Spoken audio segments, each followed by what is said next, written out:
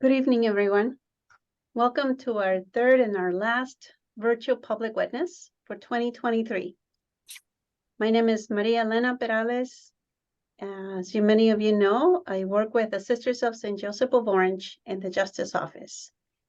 Before we get started, I'd like for all of us to remember that if we can mute ourselves, this will give us an opportunity to better enjoy the program.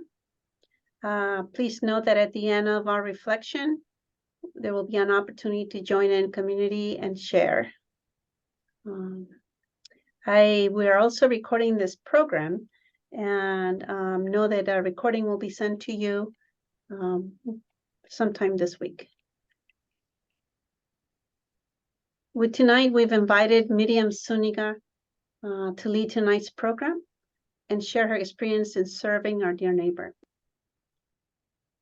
Miriam works for Unidos of South Orange County as the Director for Adult Programming. She is passionate in serving the neighborhoods in South Orange County through education and enrichment programs while building community. She particularly loves to empower women to lead and guide their families towards a brighter future. So we are so pleased to have you tonight with us, Miriam. Thank you for joining us tonight. Thank you, Maria Elena. It's a great pleasure to be here today with all of you on this lovely August evening. But before I begin, I would love to introduce someone very special. Today, joining us is Jorge. Jorge is very special because he's just like many other immigrants who came to this country in search of a better life. He's a very loving, compassionate human being. And he's also a community leader who advocates for affordable housing and immigrant rights at the local and state level. He's been able to use his voice to shine light on the struggles and needs of our immigrant brothers and sisters. Today, Jorge will lead us in prayer. Jorge, ¿nos acompañas, por favor, con la oración? Hi, everyone. It's a pleasure to be joining this meeting today.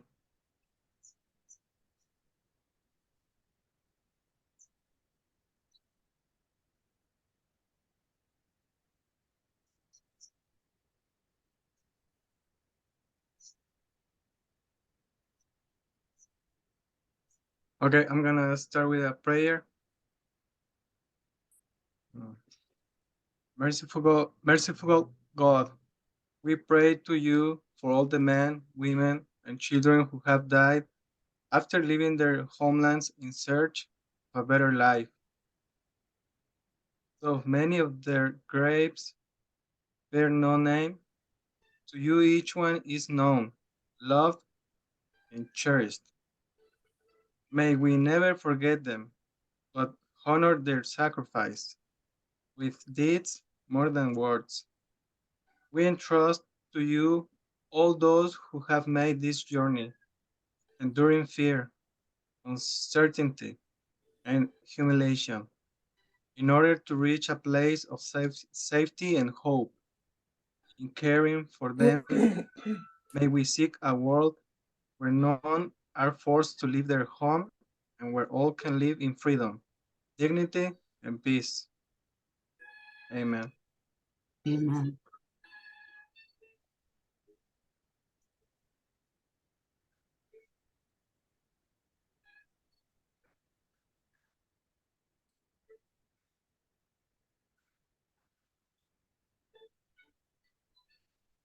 Thank you, Jorge. Now we invite Miriam to share her powerful story. Miriam, we're not able to see you. There you are.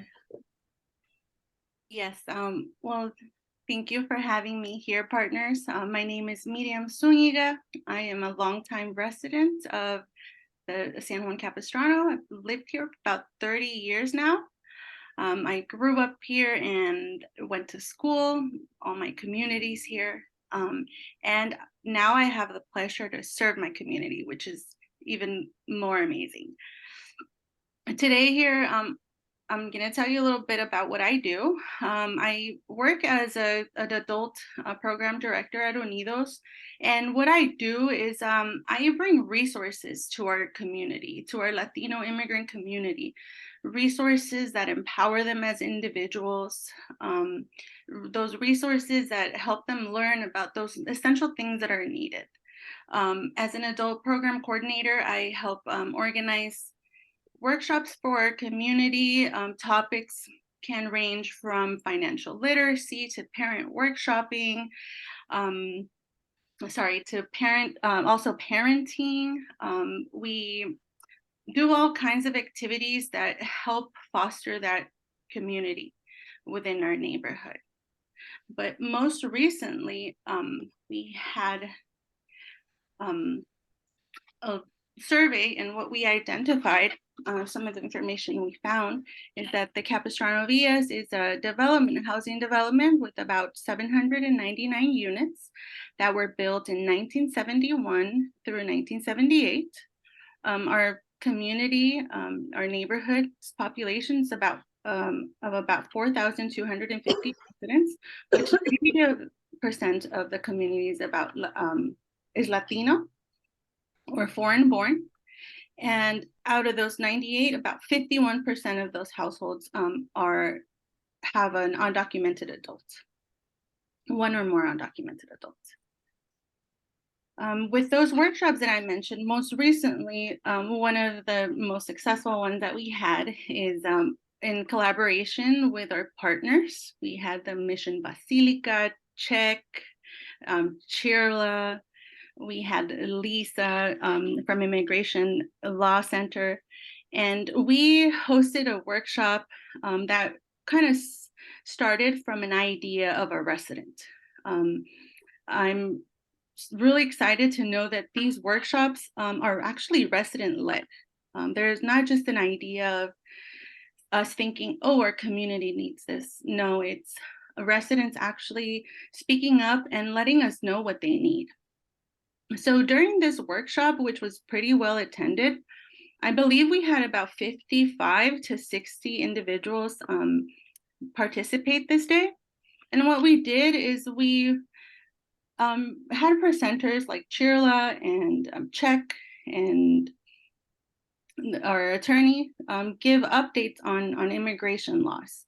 Also, they taught the participants about their rights as immigrants, and they were given resources to build a family plan in case of an emergency, in case of some sort of deportation, or maybe if they needed to find out like more resources, all those were given to them.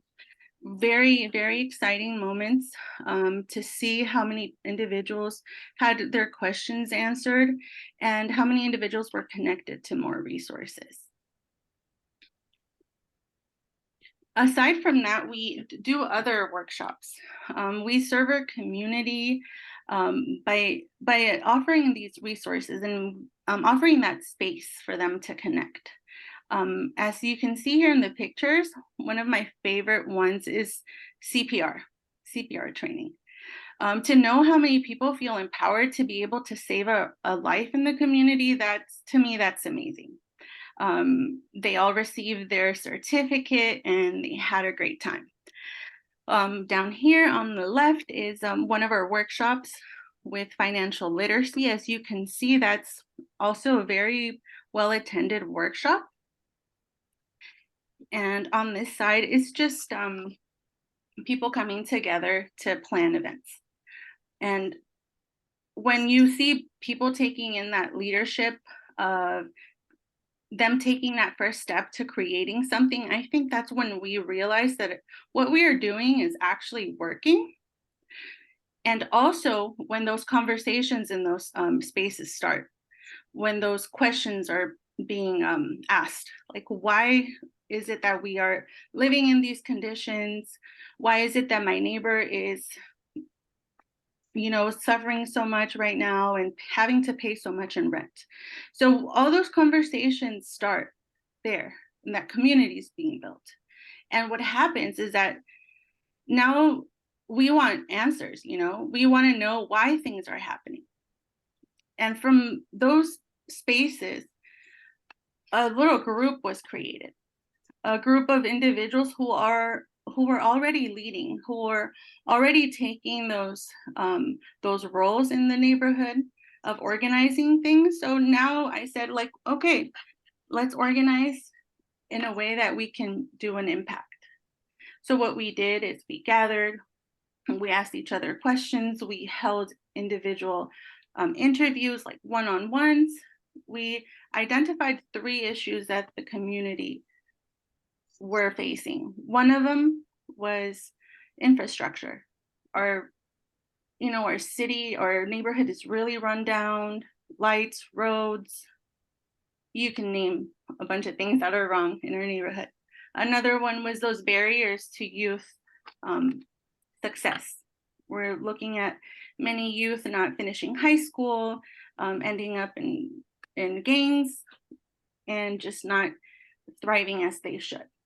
And the last one was the cost of housing, that burden that our families were feeling, and all those other issues that come with affordable housing.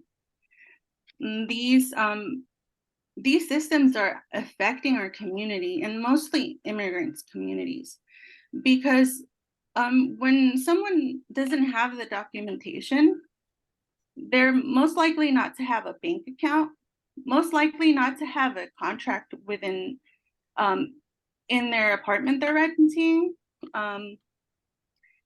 and also that puts them more at risk of being kicked out without a place to go.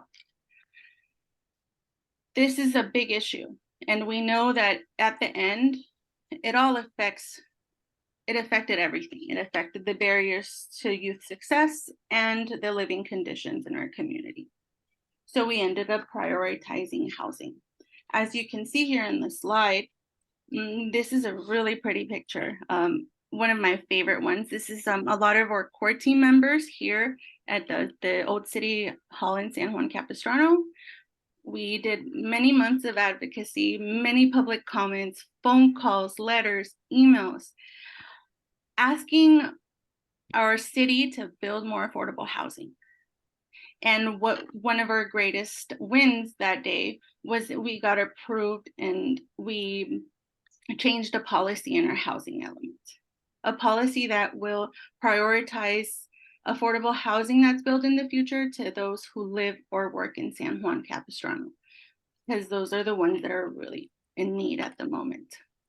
Aside from the advocacy, we do other activities in the neighborhood. We host forums. We invite our neighbors to come and learn about what we are doing, to invite them to participate, to invite them to take action. We build relationships with our city council, with our leaders, and we work in collaboration.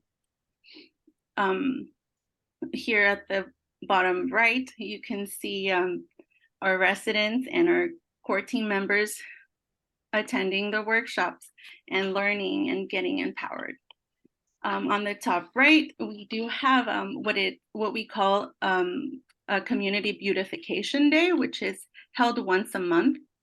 And what we do is we gather our neighbors and we go around meeting our other neighbors and picking up trash at the same time. If we have information to hand out, if we have an event happening, that's the moment where we invite them. It's been great to work alongside these wonderful individuals who are super dedicated, who are working, and right after work, they don't even go home and change. They go home, they go with us, and they do the work that we're doing. That's, I think, one of the biggest highlights for me every time, that to know that I have so much people like ready to go and take action. Thanks to the work that we do and the neighbors who we connect with, we've been able to build stronger relationships, friendships outside of the work we do. Friendships that are now taking us to plan other things other than work. We go out and have our family campouts. last time we had about 16 families join us with their kids. And what we do is we camp and we create those memories. Down here, we have our survey team from the core team, which has been doing a great job just to shine that light over the reality of the Capistrano DS. Up here is during our Dia del Niño celebration, which is the Day of the Child here in San Juan. It's our biggest celebration, and what it is a resource fair, which also offers all those other resources to our community. Very well attended. It's a huge field. I think we had about 1,000 people show up, kids and parents included, and many organizations who partner with us. On the bottom here, we have now who I consider my friends. Now we also, we hang out, we invite each other to parties. And I think that's what's build stronger connections, where if we need something, if someone's going through crisis, we're the first ones to jump in.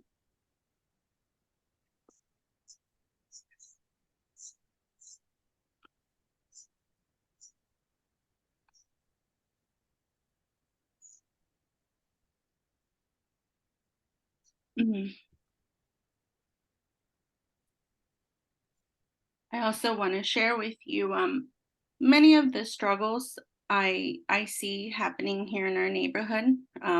We do find a lot of newcomers. We have a lot of people who are asylum seekers who are sometimes left with nothing. They come into this country and they have no idea how things work. And just recently, I had a single mom come in and ask me to help her fill out some immigration forms that were sent to her. I was like not capable of doing it. I was like, whoa, what's this? It's so complicated. The work that I do, and I still find this complicated. I did it to the best of my ability. I helped her. But what I think is, this is what a lot of people are facing. They're given all this information and expected to know what they're doing. So her future is pretty much hanging from that piece of paper. If she doesn't fill that paper out correctly, or if she doesn't just fill it out, she could be deported. And I think that's super unfortunate. People here in our neighborhood suffer from wage theft. They go to work, they're treated poorly, they're not paid a good wage, and then they're still expected to be able to live and pay rent. As Unidos, I feel like we really set our foot down to let people know that they're welcome here whenever they have an issue, whenever they have a question. I hope to continue partnering with many and collaborating with many to continue helping our immigrant community. My heart lies here as an immigrant myself. I know many of the struggles that my community faces, and it's in my heart to help them and to guide them through these difficult situations. Maria Elena, do you want to lead with the reflection? Thank you, Miriam. Thank you for sharing all the wonderful work Unidos does, especially the difference you're making in people's lives.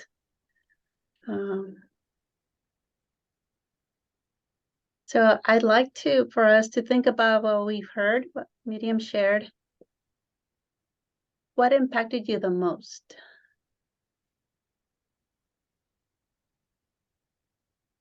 What was one thing that she said that impacted you the most?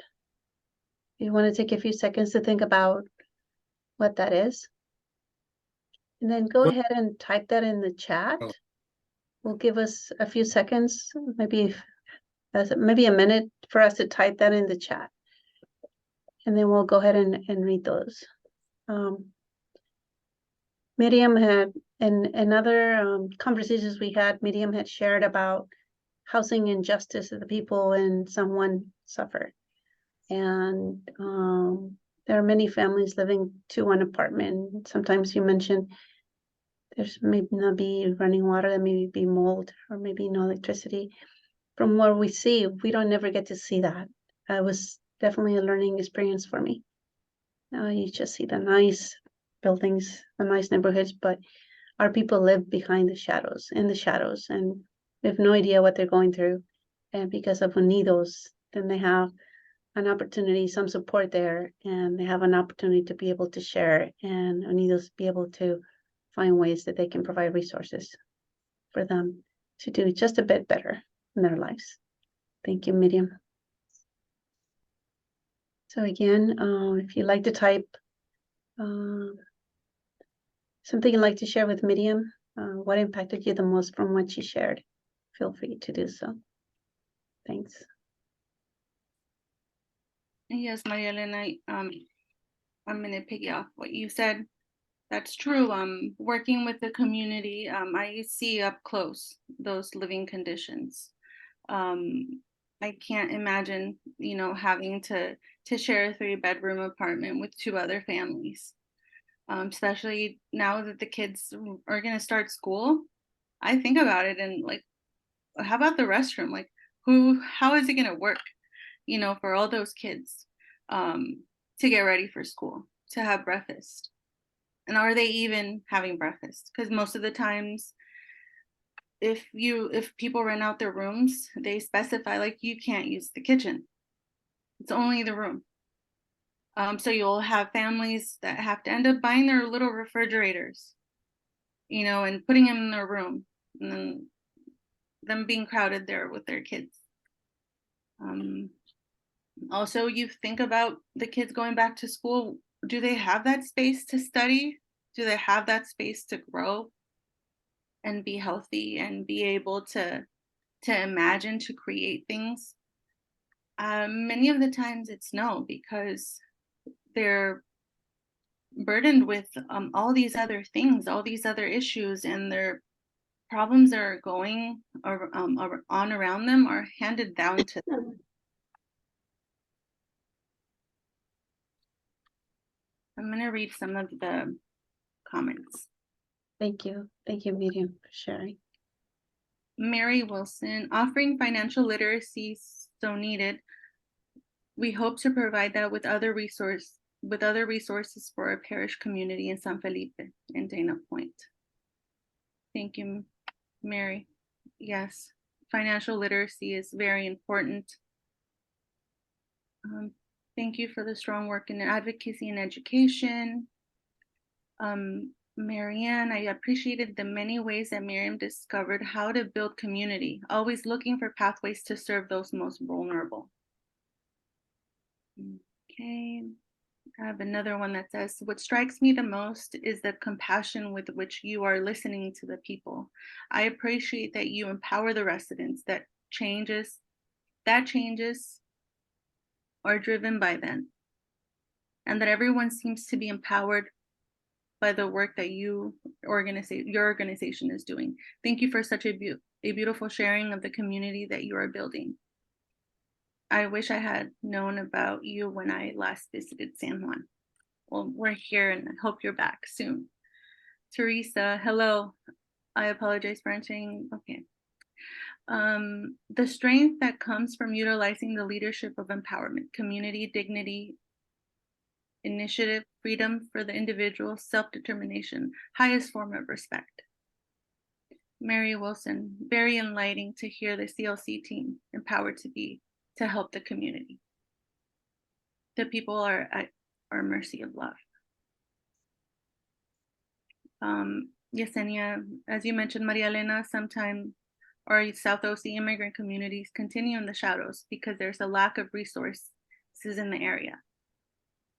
It is also something that goes overlooked due to the misconception. It's 19 hours. That the city, like San Juan Capistrano, have it all together, but oftentimes forget our most vulnerable families.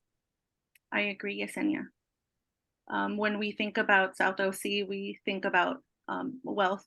We never could imagine that here in this beautiful city of San Juan Capistrano, we will have this tiny neighborhood be impacted by these issues. Another quick fact that I will share is that the Latino population is about 40% of San Juan's population. And from those 40%, 80% of those live in this neighborhood. And that's due to the lack of affordable housing in our city. People don't have a place to go rent. Their only option is those houses that are like really pricey that I would never be able to afford.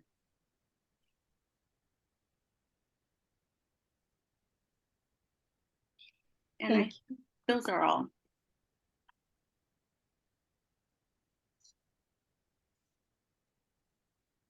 The question is, are you able to get some legal assistance for their documents? No. No, you don't provide legal assistance. Yeah. You just provide community resources, referrals. So now we have the call to action by Miriam. Yes, my call to action is, I believe, very, very essential. I would want you to leave from here knowing how important it is to build community. Building those relationships is foundational to engagement in any issue. We cannot speak about, represent, or take actions on behalf of our community without actually knowing those in the community. True justice is not just meeting material or physical needs of individuals. It's about creating meaningful relationships. I'll ask of you that you acknowledge people, that you see them as individuals, and that you make those meaningful connections. It doesn't have to be you giving them something, and sometimes it's just listening and listening with your heart. The second call to action is to advocate. While getting to know immigrants and refugees through service is an important start, compassion and justice run deeper than individual acts of service. Advocacy can be defined as amplifying the voices of those who are marginalized. I'm also going to ask that us and you be aware of what's going on in your cities at the local level, because those decisions that are being made are the ones that most drastically affect our communities.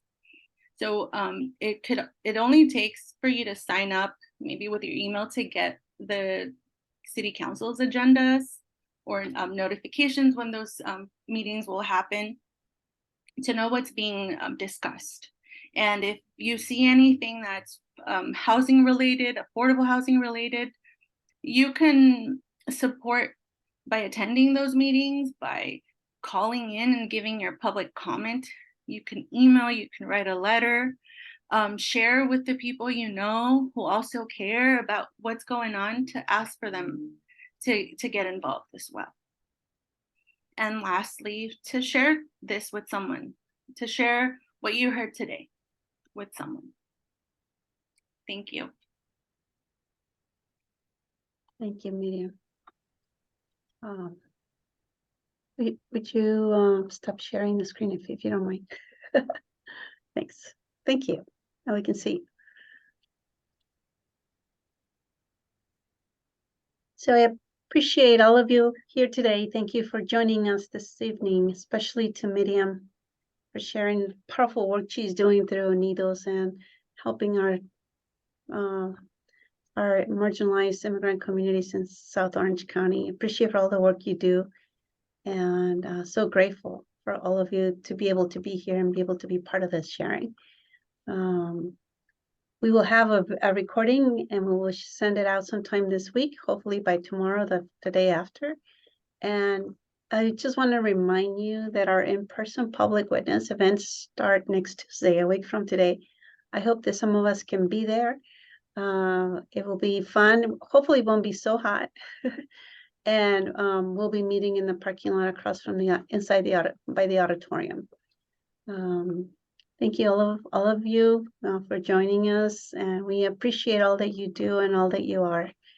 And please stay for a while if you would like to chat or just say hi, and I'll stop the recording at this point.